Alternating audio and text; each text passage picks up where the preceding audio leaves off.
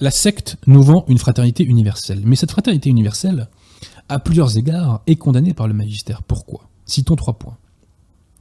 D'abord, le magistère a toujours enseigné, enfin l'Église a toujours enseigné, que l'humanité est séparée entre 2 cités, la cité du bien et la cité du mal. Et ces 2 cités se feront la guerre jusqu'à la fin des temps. Dès lors, il n'est pas possible de créer un monde dans lequel tout le monde s'aime, tout le monde se tient par la main, et dans lequel il n'y a plus de faim, de paix, plus de pauvreté, etc. Ce n'est pas possible, parce qu'il y a 2 cités qui se font la guerre. Donc cette paix universelle ne pourra jamais exister.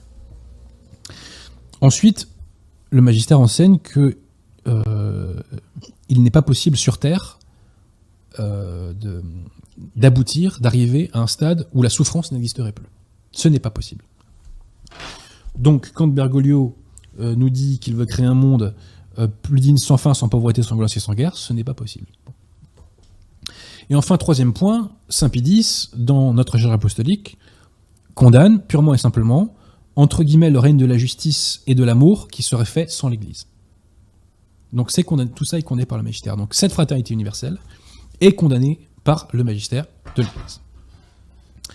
Donc ce monde que la secte cherche à construire, ce monde affranchi du péché originel, est une utopie pélagienne qui ressuscite l'hérésie pélagienne, ce qui n'est pas surprenant en soi, puisque le modernisme, selon la célèbre formule de Saint Pie X, est l'égout collecteur de toutes les hérésies. Donc les conciliaires ont ressuscité cette hérésie pélagienne qu'on croyait enterrée définitivement. Bon.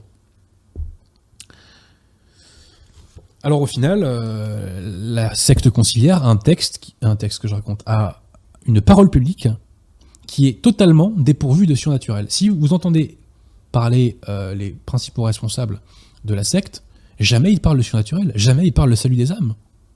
Ou alors ils le font à la marge de la marge, mais c'est pas du tout au cœur de leurs propos. Pourquoi ? Parce que leur religion n'est pas centrée sur Dieu et sur le salut des âmes. Leur religion est centrée sur l'homme. Alors bien sûr, il y a un double discours conciliaire. Quand on est face à un contradicteur à qui on veut faire croire qu'il y a une orthodoxie catholique du côté de la secte, on est ravi de leur citer le magistère, le catéchisme, etc. d'un point de vue orthodoxe. Mais en revanche, quand on a face à une foule à mystifier, là, eh bien, on plaide les hérésies les plus folles. Si bien que, il y a donc un double discours en fonction du contradicteur en face de qui on est.